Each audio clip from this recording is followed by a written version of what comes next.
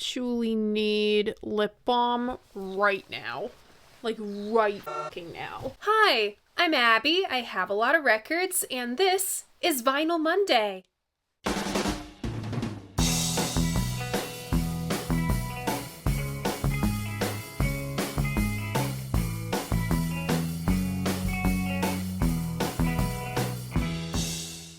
So welcome back, or welcome if this is your first time here. Vinyl Monday is the who, what, when, where, why, and how do I feel about classic albums in my collection. If TV show length episodes aren't your thing, don't worry. I also do Vinyl Monday in 60 seconds here on my channel, over on my Instagram, as well as TikTok. Very quickly before this episode begins, we have a very special Dolls pod out now. Back in March, Trish, aka DJ Flower Power of the Hippie Hour, invited Emma and I onto her show. This past week, we returned the favor. Trish joined us for an amazing episode all about Laurel Canyon Lady and the heart and soul of the Mamas and the Papas, Cass Elliot. Trish just fits into Emma and I's dynamic so well, and we already can't wait to collaborate with her again. The Dolls Pod is available wherever you stream your podcasts, but as always, Apple and Spotify are linked in the description. On to this week's album. To be completely honest with you, I put this one off for years. Quite frankly, covering one of the most important albums in all of rock and roll history is intimidating as hell, but when the last surviving member of this group, Garth Hudson, passed away at the age of 87 this past January, I quietly shuffled this album into the queue. I've mentioned this one in so many previous episodes. I truly regret putting it off this long. It's about damn time. This week's album is the band Music from Big Pink. Congrats if you guessed this one. Remember, if you want to play along, all you gotta do is check out my posts tab. That's where I post my hints to what the next album is gonna be. I make announcements, I host polls. You can find all of that on my channel. And if you so choose, you can always read the written version of my reviews on my website, linked in the description. All right, let's take the plastic off. You're really not getting the full picture this week as far as the look goes. I went for Robbie Robertson, but I can't wear my glasses on camera. Fun fact, I wear glasses in my everyday life. They're these little wire Robbie Robertson glasses, and I can't wear them because the glare is just bright blue. So just pretend they're on my face. My copy of Music from Big Pink— we're already going on tangents here. I'm so sorry. My copy is a repress from 1983. It's on the Capitol Plum labels. I found this baby on one of my many excursions to Turn It Up Records in Northampton, Massachusetts. As soon as I saw this, it was mine. The band records, Big Pink in particular, is really hard to find in my area of the country for some reason, even though we're pretty close to Canada. Imagine you were to go out and see this in a store in 1968. This would be shrink wrapped. There's no name on the front. Well, there is a name on my front cover. Diane, whoever you are, I have your copy of Big Pink. Thank you very much. But there's no band name on the front. Just this painting. On the back, all we have is a photograph of a house and Music from Big Pink in big letters. Not wanting to outshine the guys on their own album, Bob Dylan declined a feature, instead providing this painting. We have 6 figures on the cover in various states of disarray. 5 musicians and this one other guy chasing our pianist. Either a roadie or the producer. I've heard this 6th guy is supposed to be Dylan, but I personally think he's the elephant in the room. Opening up the gatefold, we have a few more answers as to who these guys are. The Big Pink gatefold was photographed by Elliot Landy. According to him, quote, "I did everything wrong that I could have done to get the band shoot." I'm inclined to agree. Albert Grossman discovered Landy upon throwing him out of a Big Brother and the Holding Company show. The silly hats the guys wear were Richard Manuel's. He had something of a collection. And this photo, called Next of Kin, are all the guys' families together on the Danco's family farm. Plus producer John Simon, because he was family too, minus Levon's mom. She was too sick to travel, so Elliot personally went down to Arkansas to photograph her. She's up there. The Big Pink jacket was designed by Milton Glaser. If that name sounds familiar, It's because it is. And the liner notes were written by Robbie's then-wife, Dominique. On music from Big Pink, we have the debut of the band. That's Richard Manuel on piano, some organ and vocals, Rick Danko on bass, vocals, and fiddle, Levon Helm on drums, percussion, and lead vocals, Robbie Robertson on guitar and lead vocals for To Kingdom Come, and Garth Hudson on organ, some piano, saxophones, and clavinet. Music from Big Pink was produced by John Simon, who contributes baritone horn, some piano, saxophone, and tambourine. Roll transition.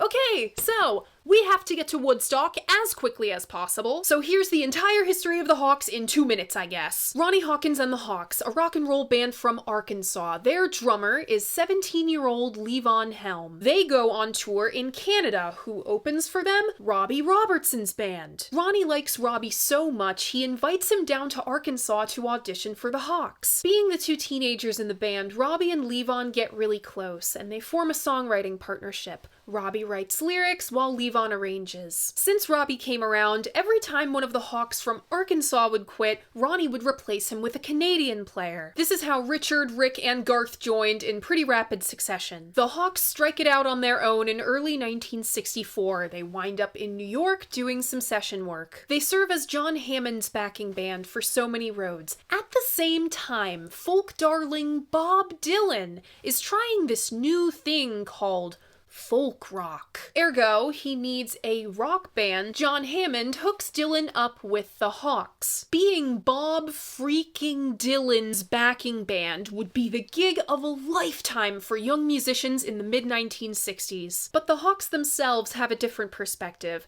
Robbie said it was, quote, like a detour. We're hooking up with this guy and he's changing the course of music. That's not a bad thing to experience along the way, too. We thought, hey, let's take that detour. Even if it means getting booed every single night for like 2 whole years. This us against the world attitude forges a strong bond between Dylan and the guys, but it takes its toll on Levon. He quits in '65. The guys hired a replacement drummer in the meantime. He was a nice guy, but results were mixed. Quote, they were a hit in Memphis and got booed in Philadelphia. In July of 1966, Bob gets in that motorcycle accident. I don't think we'll ever really know what happened that day. The only 2 people alive to tell the tale are Bob and Sarah Dillon, and they're not saying shit. Whatever the motivations were, Bob retreats from the public eye, settling into married life with Sarah and their kids up in Woodstock, New York. Woodstock was known as an artsy place even before the festival. As far back as Victorian times, theater and circus performers would take up residence there on their off-seasons. Artists in Greenwich Village chose Woodstock for their summer home for a little bit of privacy while they worked. And by the 1930s, Woodstock was a full-fledged artist colony, decades before Dylan ever showed up. Though Bob isn't on the road, the Hawks are still on his payroll. Bob's manager, Albert Grossman, suggests they move out to Woodstock to stay close to him. Rick goes house hunting and finds this butt-ugly pink house. But the price is right. It's $125 a month. In February of 1967, the Hawks move into Big Pink. The exterior may be Pepto-Bismol pink, but make no mistake, Big Pink is a total bachelor pad, complete with a neon sign Richard stole off the wall of a bar. Garth set up a makeshift studio downstairs. Rick said, quote, for 10 months we all met down in the basement and played for 2 or 3 hours a day, 6 days a week. That was it, man. We wrote a lot of songs in that basement. It was incredible. These 2 or 3 hours were usually in the afternoons and evenings after rehearsing with Bob in the mornings. He's writing something like 10 songs a week. Woodstock is treating him very well creatively. Among those 10 songs a week were Tears of Rage, which he co-wrote with Richard, and This Wheel's on Fire with Rick, both of which appear on the Basement Tapes. Not officially released until 1975, but mostly recorded between 67 and 68 at Bob's place and the basement of Big Pink, wouldn't you know it. Though he's writing up a storm and due to record John Wesley Harding in Nashville, Bob makes it clear he's not touring anytime soon. Rick sees the opportunity for the Hawks to have their own record deal, and Albert Grossman's wife Sally goes to bat for them. They cut a couple demos, but something's just not right. Robbie said, quote, "It was horrible. It sounded awful. The engineer couldn't get it straightened out. Somehow, Rick tracks down Levon. This is remarkable. The guy had been floating between California, Tennessee, Arkansas, and fucking Mexico. He arrives in Woodstock in the fall. Quote, "We got off at an exit marked Sorties, then west on Route 212 until we turned right onto Pine Lane. The maples and oaks were glowing orange and red, and I couldn't take my eyes off Overlook Mountain and the rolling terrain. The Catskills reminded me of the Ozarks and the Arkansas Hill Country. I had a shock of recognition. Going to Woodstock was like going home." Since moving out to Woodstock, the guys have made some pretty big changes. For one, they have a two drummers situation, so Levon needs to pick up another instrument to be able to do something on stage while Richard is behind the kit. Their style wasn't like the Hawks rock and roll stuff, or the psych rock of the day. They were working on vocal harmonies inspired by gospel, namely the Staples Singers. Richard said, quote, "I remember listening to playbacks after the sessions of songs and thinking, I really like this stuff, and I don't have anything to compare it to. The guys back Dylan at Woody Guthrie's memorial benefit, but they're definitely not the Hawks anymore. Levon called them the Crackers for this gig, and this is how they were signed." According to Rick, this is how their name came to be.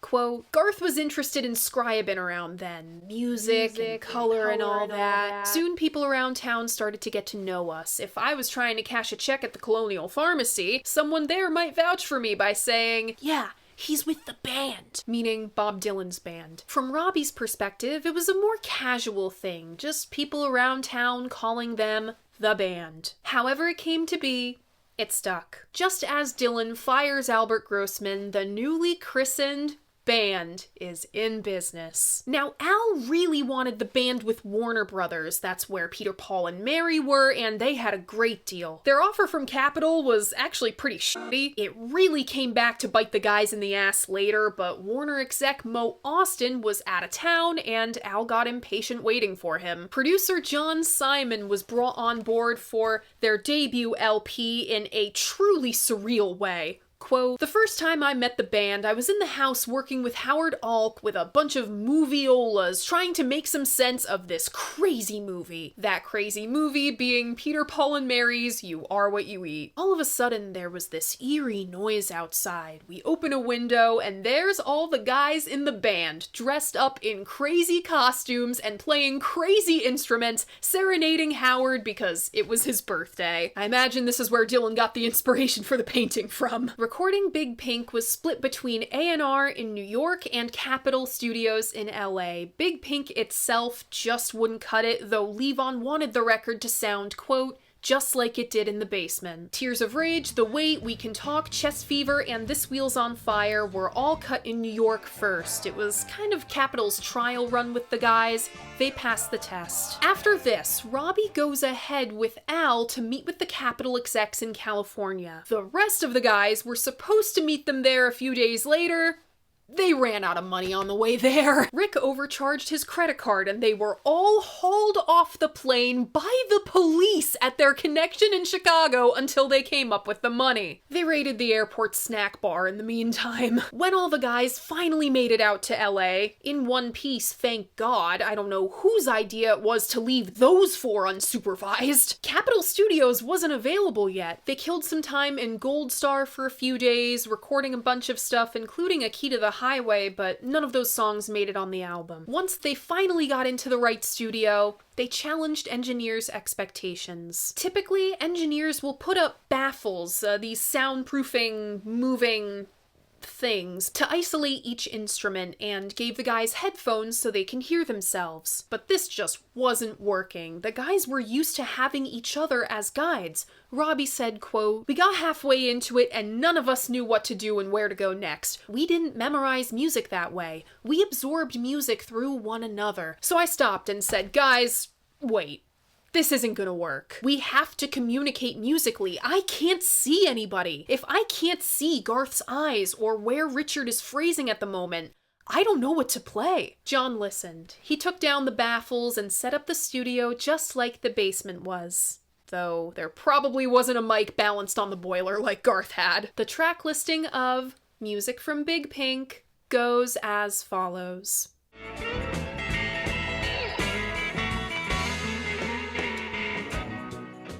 Opening up side 1, we have Tears of Rage, followed by To Kingdom Come, then In a Station, next Caledonia Mission, and side 1 closes with The Wait. Opening up side 2, we have We Can Talk, followed by Long Black Veil, then Chest Fever, next Lonesome Susie, This Wheel's on Fire, and the album closes with I Shall Be Released. Music from Big Pink was released in July of 1968. The Wait was released as a single in September. You guys have to understand that there was nothing like Big Pink on the market at this time. You had this alongside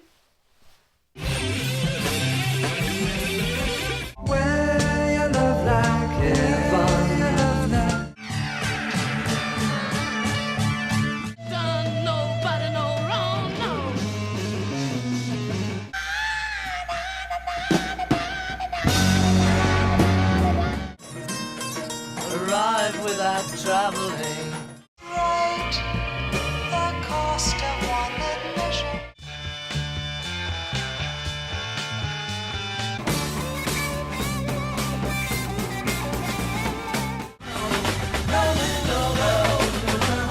The band beat the Byrds' country rock effort by about 6 weeks. While Sweetheart of the Rodeo was the birth of the genre as we know it, it was universally panned upon release, but that is a story for another week. CCR's 3 albums in a year, and the breakthrough of swamp rock were still about a year away, as was the first major bootleg of the Basement tapes. I saw Great White Wonder once at a record store, didn't pick it up, and have been kicking myself ever since. In short, you know that back to basics thing I'm always harping on about? This was the start. This was a watershed moment, not just in rock and roll, but the culture as a whole. See, there was a steep divide between boomers and their silent generation parents, their values, their music, support of the Vietnam War, everything. And here was the band. 4 Canadians and 1 American embracing the sounds and feelings of the Great American Songbook, Roots, and putting their families in the gatefold of the album, rebelling against rebellion, as Robbie always said. The band's debut opened the freaking floodgates. Americana infiltrates pop music big time over the next 2 years. It opened the floodgates for Canadians specifically to embrace Americana. Cue the next decade of Neil Young's career. Al Cooper himself wrote the review of Big Pink for Rolling Stone. Quote, 6 months are left in this proselytizing year of music. We can expect a new Beatles, Stones,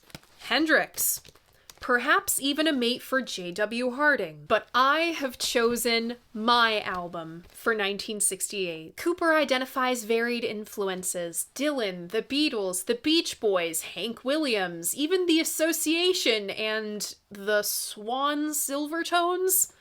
Never heard of them before this. Quote, it's that good old intangible, can't put your finger on it, white soul. Not so much a white cat imitating a spade, but something else that reaches you. Like church music, or country music, or Jewish music, or Dylan. Big Pink started the trend of bands hunkering down in the country. Genesis, Black Sabbath, Fleetwood Mac, Led Zeppelin. But there's one really funny side effect of Big Pink. It's the album so good, it broke up Cream. I know you're probably sick of hearing this story, but I'm not sick of telling it. This is my channel, goddammit. So here it is again. John Landau, yes, this one, saw Cream gig and wrote a brutally honest review. Clapton might never have seen this review review had it not been in the same issue of Rolling Stone as a Jan Wenner feature on Cream. Clapton picks up this issue, flips to the Landau review, reads it, and it completely debases him. Then Wheels of Fire comes out, Jan Wenner trashes it. Around the same time, Eric heard Big Pink for the first time. Quote, "It was like someone had nailed me through the chest to the wall. I was just immediately converted." In fact, Eric tried to join the band, but Robbie said no. Picture that. The band in their leather and denim, and Clapton with his pink boots and obligatory Hendrix perm. I'm working on my Roger Waters, okay? You'll see why. Psych is played out, country rock is the future of rock and roll, and Cream's dynamic is fucked. They've done all they can do together. In short, Big Pink gave Clapton an existential crisis, and on July 10th, 10 days after Big Pink's release, he announces the breakup of Cream. It inspired Clapton's own excursion into country rock. Kind of. He got stuck with Ginger Baker in the divorce, and the whole blind faith nonsense happened. In September of 1968, Rick got in a serious car crash. He broke his neck. On top of that, Levon fell off his buddy's motorcycle and crushed his leg, and Richard had third-degree burns on his foot from when he accidentally blew up his grill. Needless to say, the Big Pink tour was cancelled. Meanwhile, Al Aronowitz wrote about the band in 3 separate publications, Life, Rolling Stone, and Hullabaloo that year, ensuring as many readers as possible would be exposed to the myth of Big Pink. And it worked. The band became this shadowy, mysterious group. The accident-prone guys recovered in time for Woodstock. The footage still hasn't seen the light of day, and unless something truly crazy happens, it likely never will. Nevertheless, the Big Pink material became instant standards. Joan Baez, Ian and Sylvia, and Gene Clark all recorded Tears of Rage. Tears of rage, tears of grief. Three Dog Night and Sugarloaf covered Chest Fever. Blood, Sweat, and Tears did Lonesome Susie. The Byrds and the Hollies covered This Wheel's on Fire. So did Leslie West.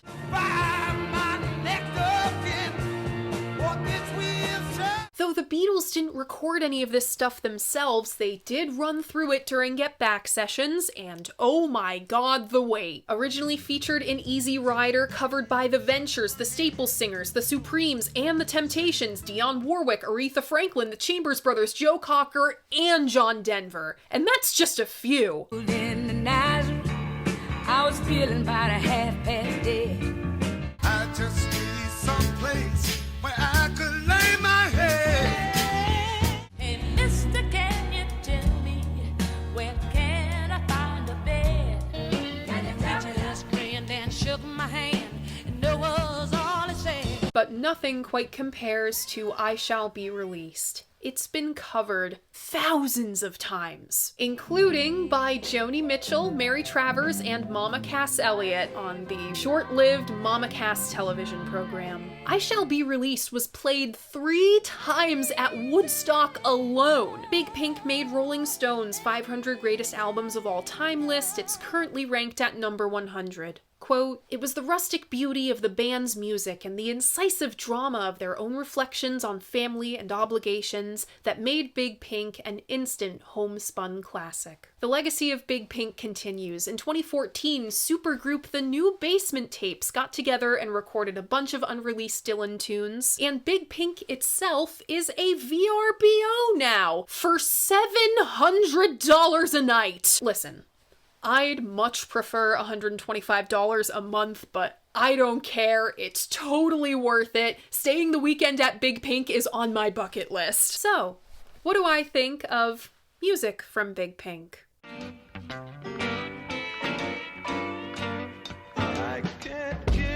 Going in, I was worried I was gonna hate this. I listened to this in full for the first time while getting ready to film the climbing episode, and I went, oh no, nothing is grabbing me. It makes sense. I've gone from the rebellion to rebelling against the rebellion. This great unplugging is certainly something to adjust to, especially when you just covered the freaking Sonics. The best way I can describe the sound and vibe of Big Pink is instrument swapping at a bonfire, but with a small brass ensemble in the orchestra pit. Robbie pushed for Tears of Rage to open Big Pink, his reasoning being, at this time, no one opened their albums with down-tempo songs. It immediately set the band apart. It sets the tone of Big Pink, referencing the past while being absolutely a product of its day. The warm, cozy brass section is contrasted by guitar so heavily affected you'd be forgiven for mistaking it for an organ. This might be the most somber tambourine rattle I've ever heard. You can practically smell the wood paneling on the walls. Co-written by Bob and Richard, Tears of Rage seems to directly address the generational divide that defined the 1960s. It's from the point of view of the parent.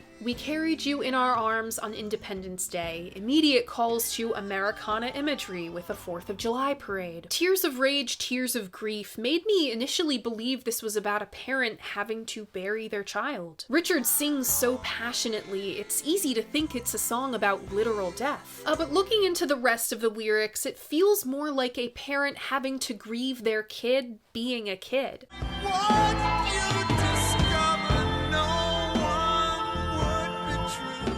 One of the hardest things about being a parent is having to let your kids fuck up sometimes. They have to learn from their mistakes by making them. You can't shelter them forever, but you can say I told you so. To Kingdom Come is the first and last time Robbie would sing lead on a band album in nearly a decade. I understand why. He doesn't exactly have a frontman's voice. But that shakiness makes for some fantastic harmonies. Each singing member of the band had kind of a wily voice. They come together into a broken wagon wheel, still spinning but always skipping. The only comparable group I can think of are the Dead and their signature squiggly harmonies. Lo and behold, they loved the band. Tears of Rage and To Kingdom Come is Big Pink's bait and switch. I feel like this, To Kingdom Come, is what the band was really all about. A laid back but no less momentous groove that comes from the guys truly knowing each other as musicians. Bright, beautiful piano benefiting wonderfully from 8-track recording technology, and weird synths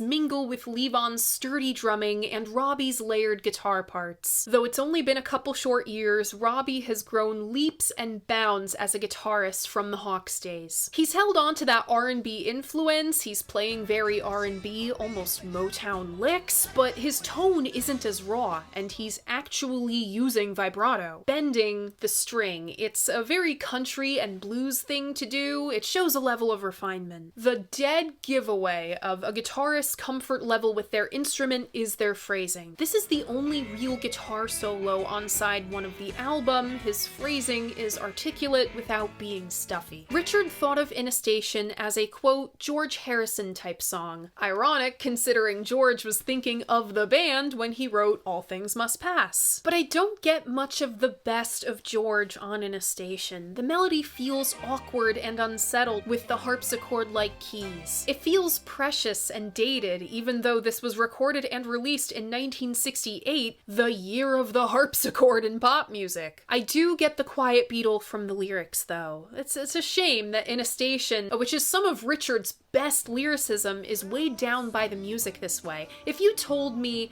climbed up the face of a mountain and ate the wild fruit there, fell asleep until the moonlight woke me and I could taste your hair, was a dropped line from one of George's Raga Rock era compositions, I might believe you. So does the smart, if a rumor should delay you, love seems so little to save. Caledonia Mission was written by Robbie and sung by Richard. A very quick bait and switch. For the first 5 seconds, I'm bracing myself for a jolly, watering hole jaunt before an impressively limber key change into a ballad. Apparently Caledonia was real, a dancer in F.S. Walcott's Midnight Ramble, hoochie coochie show, as Levon put it. Quote, he'd introduce one of the beautiful dancers from the 4-girl chorus line and tell us how Caledonia would show us what made her famous down in Miami? The music shifts and blends from a country ballad to something more shimmyable, not unlike Walcott's act changed from day to late night. Where the Caledonia leave-on saw might have been known for something less savory, Robbie writes her as a mystical fortune-telling woman, reading tea leaves, knowing the I Ching, holding knowledge passed down to her from elder women. And in this version of the story, the narrator is the traveler. He dreams of running off with this woman, assuring her we'll be gone in moonshine time.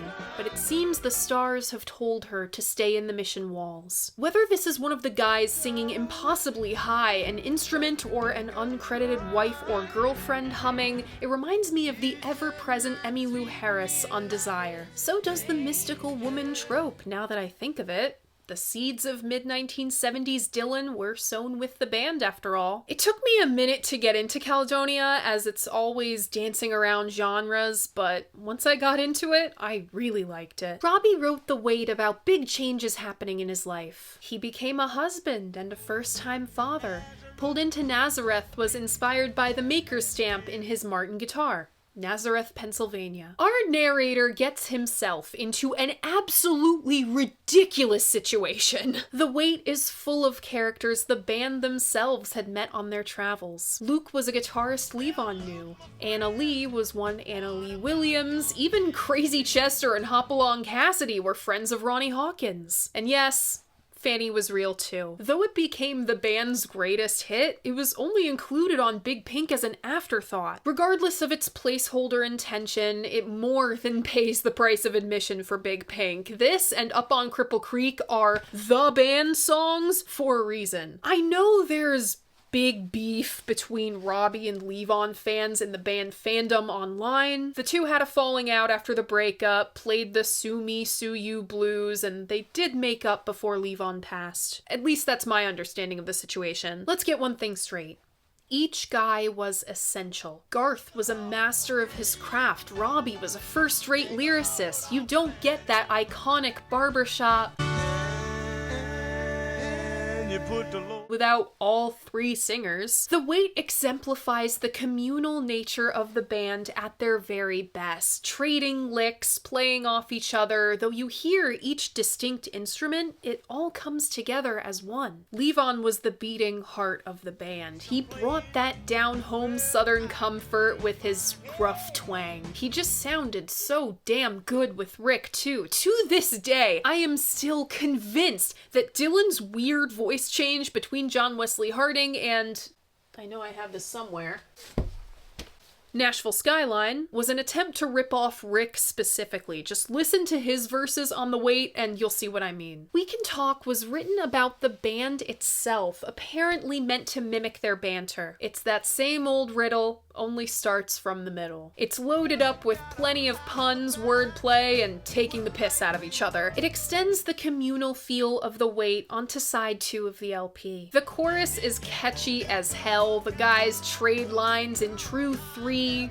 or 4 or 5 Musketeers fashion. There's a call and response between Levon and I think Richard and Rick. Robbie might chime in on a line or two as well. Their vocal blend is so good, it gets hard to tell who's who. It's remarkable considering all the different accents at play. One voice for all, echoing along the hall, and yes, people do chime in to be the echo. Long Black Veil is an old school country ballad. I spoke not a word, though it made my life.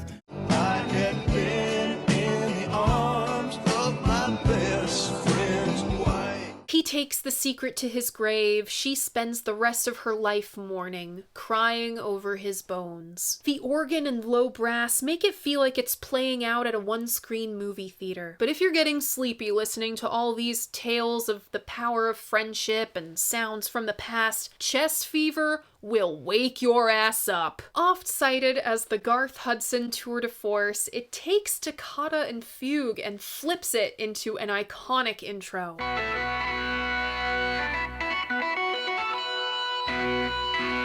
It It feels mighty like a church organ. And it kicks the rest of the band into gear. Levon thuds away at the drums like he's playing for the back of a stadium. Robbie plays bent up licks. Rick plays a bass line completely indebted to Motown. It's like a hot and humid summer night in a basement. The lyrics are obscure and barely intelligible on my copy. It sounds like the delirium you'd experience while trying to sleep off a sickness. You can hear people saying words, but you can't quite make out what they are. Then they shove a makeshift Salvation Army band in there. Rick's on the fiddle and John Simon fills in on the odd brass instrument. This song really does feel like a fever dream. It's ultra cool and exciting in a way you'd never expect from a record born from hunkering down in the country. When I hear Toccata again, I get bummed because I don't want this thing to end. Lonesome Susie was written by Richard. It's a sweet ode to a broken-hearted girl. She's left crying after being apparently stood up at a bar. She just sits there, hoping for a friend. I don't fit here, but I may have a friend to lend. What solution does our narrator pose? Why don't we get together? What else can we do? It's accented with gentle organ and piano, sensual brass, and soulful romantic playing by Robbie. Something about this song and this art makes me think of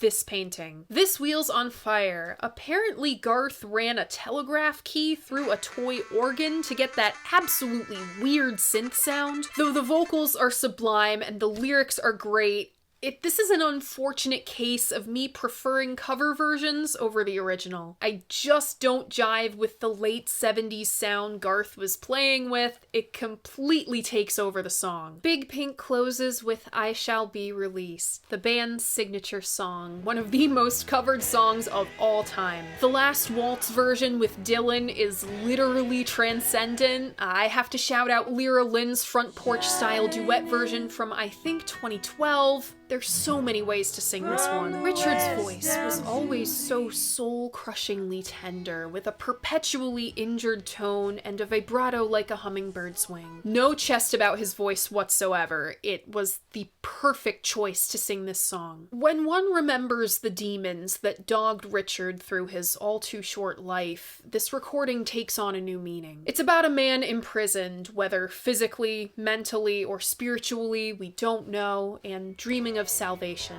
Or rather, confident in his salvation. Any day now, I shall be released. The instrumentation feels like an endless march towards the light of freedom, whatever that means to the listener. A somber battle return snare drum, that airy piano that could bring a tear to even the most hardened heart. You know, since covering the Basement Tapes almost 3 years ago now, I think people often confuse the intent of the Basement Tapes and Big Pink. The Basement Tapes weren't much more than demos, 5 guys plus one of the greatest songwriters to ever live just screwing around at home. There was no audience. Big Pink, however, was recorded for an audience. Though they seemingly came out of nowhere, the hype as Dylan's band had been bubbling under the surface for years. The guys had something to prove with Big Pink. They were their own people and a united front. Then they had something to prove again with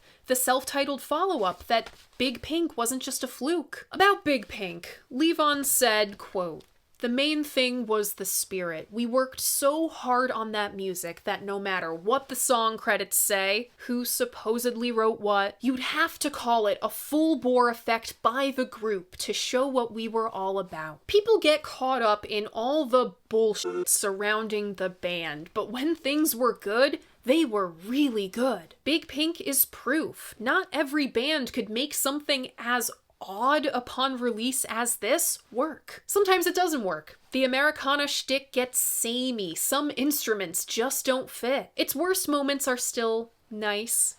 Its best moments, like an I Shall Be Released or a Wait, Chest Fever, they're show-stopping. It's got country, folk, gospel, even a tinge of classical thanks to Garth, blended with R&B and rock and roll from their Hawks days. A blend the likes of which the pop sphere had not seen yet. Everyone brought something different to music from Big Pink. In doing so, the band brought something new to the table. Who would have thought a not-so-little pink house in the country would have such far-reaching consequences for rock and roll history?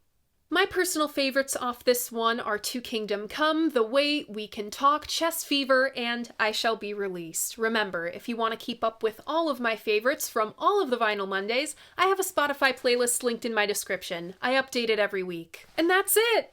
That is the long-awaited music from Big Pink.